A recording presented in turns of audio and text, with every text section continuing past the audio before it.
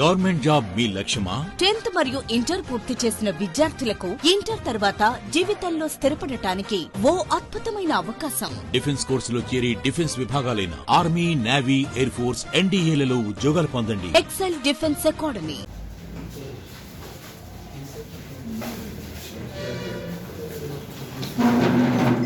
నిన్న తేదీ 20 ఫిబ్రవరి 2024 రోజు సాయంత్రం శ్రీనగర్ కాలనీకి చెందిన గంధం చంద్రయ్య అనే వ్యక్తి రామాయంపేట పోలీస్ స్టేషన్కి వచ్చి ఒక ఫిర్యాదు చేయడం జరిగింది.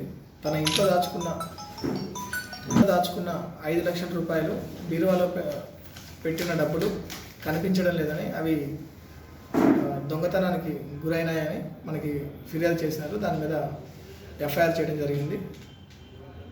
అందులో విచారించగా అతనికి దగ్గరి స్నేహితులైనటువంటి మన్నే శ్రీనివాస్, ఈరుపాక రవీందర్ రెడ్డి అనే 2 వ్యక్తులు ఈ ఫిర్యాది తన ఇంట్లో బీరోలో డబ్బులు దాచుకునేటప్పుడు వాళ్ళు ఇంట్లోనే ఉండడం జరిగింది.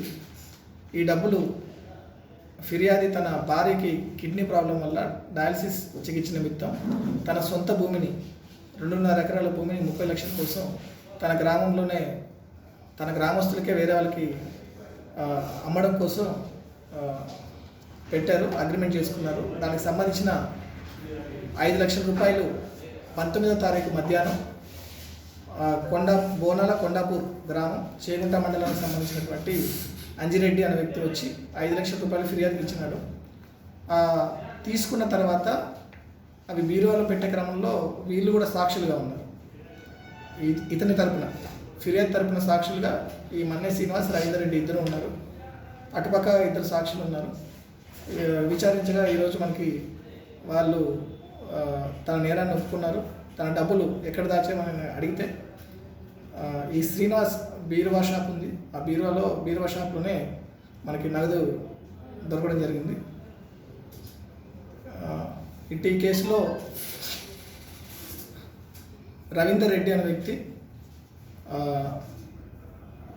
ఫిర్యాదు యొక్క ఇంటికి వెళ్ళి ఇంటి డోర్ తాళం పగలగొట్టి బీరువాలో డబ్బులు దొంగిలించాడు. అయితే ముందుగా అనుకున్న ప్లాన్ ప్రకారము అదే టైంకి ఫిర్యాదుని ఈ శ్రీనివాస్ అనే వ్యక్తి హాస్పిటల్ తీసుకెళ్తాడు.